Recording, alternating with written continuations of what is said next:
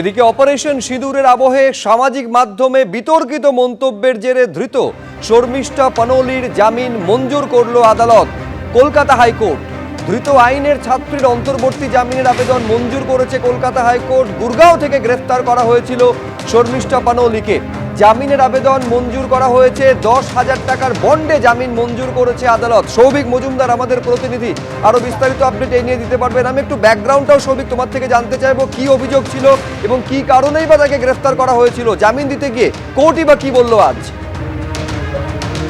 দেখো, কলকাতা হাইকোর্টের যে আজকের নির্দেশ, সেই নির্দেশে স্পষ্টত বলা হয়েছে যে শর্মিষ্ঠা পানোলির জামিনের যে আবেদন ছিল সেই আবেদন মঞ্জুর করা হয়েছে এবং 10,000 টাকার ব্যক্তিগত বন্ডে তার এই আবেদন মঞ্জুর করা হয়েছে।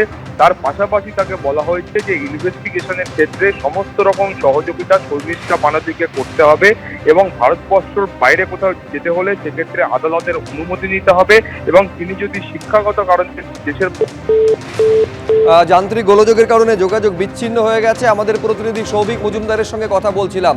অন্তর্বর্তী জামিন মঞ্জুর করেছে আদালত এবং বেশ কিছু শর্ত এখানে আরোপ করা হয়েছে যে সহযোগিতা করতে হবে তদন্তের সঙ্গে, এবং কোর্ট এইটা স্পষ্ট জানিয়ে দিয়েছে যে গ্রেফতারি পরোয়ানা জারি করা হয়েছিল সেটা যান্ত্রিকভাবে করা হয়েছিল। শুধুমাত্র গ্রেফতার করার অধিকার সেখানে দেওয়া হয়েছিল, গ্রেফতার করতে হবে এ কথা বলা হয়নি। नहीं, मैटर जेहेतु माननीय हाईकोर्ट कोलकाता এটা শুনানি হচ্ছে, ইট ইজ আন্ডার প্রোগ্রেস, তো আমার এই মুহূর্তে কিছু বলা ঠিক হবে না। পেহেলগাঁওয়ের ঘটনা নিয়ে বিধানসভায় আসতে চলেছে প্রস্তাব। মঙ্গলবার প্রস্তাব আসতে চলেছে বিধানসভায় এবং এই প্রস্তাব বিধানসভার অধ্যক্ষ বিমান বন্দ্যোপাধ্যায় তিনি নিজেই এই প্রস্তাব আনবেন বলে জানা যাচ্ছে। আরেকবার বলবো, পেহেলগাঁওয়ের ঘটনা নিয়ে বিধানসভায় প্রস্তাব আসতে চলেছে, বিধানসভার অধ্যক্ষ তিনি নিজে এই প্রস্তাব আনবেন বলে জানা যাচ্ছে, যা নিয়ে 2 ঘন্টা সময় বরাদ্দ রয়েছে আলোচনার জন্য। আশাবুল হোসেন আমাদের প্রতিনিধি আরো বিস্তারিত এই নিয়ে বলতে পারবেন। আশাবুল,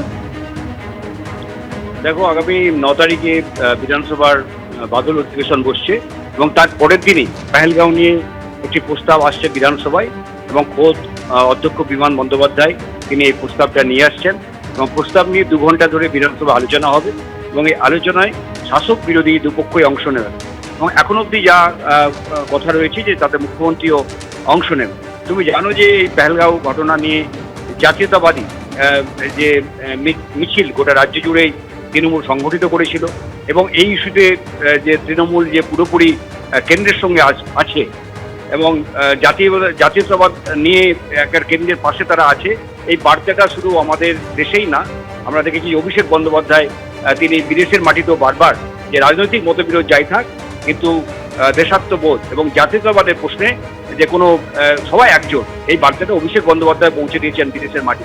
ফলে এইরকম একটা আবহে এই পেহেলগাঁও নিয়ে একটা প্রস্তাব অধ্যক্ষ আনছেন এবং সেখানে এই দেশপ্রেম, জাতীয়তাবাদ, এই সামগ্রিক বিষয় নিয়ে এবং যে বিষয়গুলো নিয়ে প্রশ্ন উঠছে যে যারা যে অপরাধীরা এই অপরাধ সংগঠিত করেছিল তারা কেন এখনো ধরা পড়লো না, সম্ভবত যেটা মনে করা হচ্ছে যে আলোচনার সময় এই বিষয়গুলো আসতে পারে। কারণ তুমি জানো যে লোকসভায় যাতে একটা বিশেষ অধিবেশন ডাকা হয় তা নিয়ে তৃণমূল সহ ইন্ডিয়া জোটের বিরোধী যারা রয়েছে, ইন্ডিয়া জোটের যারা রয়েছেন তারা দাবি জানিয়েছিলেন বিশেষ অধিবেশনে এবং বারবার যে প্রশ্নটা কংগ্রেসের পক্ষ থেকে এবং বিরোধীদের পক্ষ থেকে তোলা হচ্ছে যে পেহেলগাঁও নিয়ে যে কেন যে অপরাধীরা কেন এখনো ধরা পড়লো না, এই বিষয়টা একটা এই প্রশ্ন তারা উত্তর চাইছে এবং আসন্ন বাদল অধিবেশন 21শে জুলাই লোকসভাতেও শুরু হচ্ছে, সেখানেও এই বিষয়টা নিয়ে উত্তাল হতে পারে। ফলে এরকম একটা প্রেক্ষাপটে আমাদের রাজ্য বিধানসভাতে অধ্যক্ষ নিজেই এই প্রস্তাবটা নিয়ে আসছেন পেহেলগাঁও নিয়ে। 2 ঘন্টা ধরে আলোচনা হবে যাতে মুখ্যমন্ত্রী অংশ নিতে পারেন বলে এখন অবধি জানা যাচ্ছে। ধন্যবাদ।